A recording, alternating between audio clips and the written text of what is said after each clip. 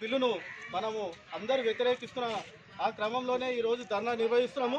ఢిల్లీలో ఈరోజు గత 13 రోజుల నుంచి రైతులు 6 నెలలకు సరిపడా సరుకులు తీసుకొని వాళ్ళ ట్రాక్టర్ల మీద గుడారాలు కట్టుకొని వాళ్ళ పిల్లల్ని సరుకుల్ని తీసుకొని ఆ బార్డర్లో ఢిల్లీ బార్డర్లో కూర్చున్న ఆ రైతుల మీద అనేక దాడులు జరుగుతూ ఉన్నాయి.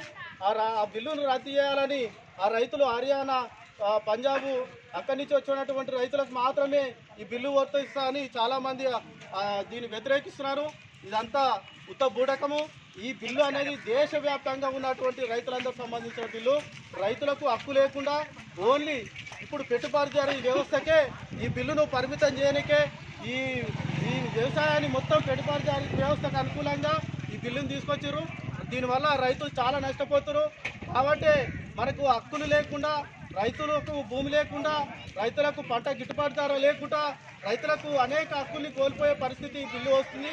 కనీసం మనకు ఈ తిండి లేని పరిస్థితి, ఈ దేశం చాలా దీన వ్యవస్థలోకి వెళ్ళిపోయే ప్రమాదం ఉంది. దీనివల్ల ఎలాంటి ప్రయోజనం రైతులకు లేదు. అందుకే ఈ బిల్లును వ్యతిరేకిస్తూ గత 13 రోజులుగా రైతులు అక్కడ ధర్నా చేస్తున్నారు.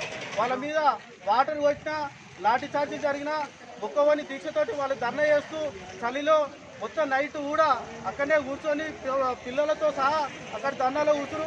మనం కనీసం వాళ్ళకు సానుభూతి పరంగా మనం ఇక్కడ ఈ ధర్నాలో కూర్చొని వాళ్ళకు మద్దతుగా నిలవాలని అన్ని మిత్రపక్షాలను, ఇతర పార్టీలను అందరినీ కోరుతా ఉన్నాను. మిత్రులారా, ఈ నుంచి ఇబ్రాహీంపట్నంలో కూడా ధర్నా ఉంటుంది.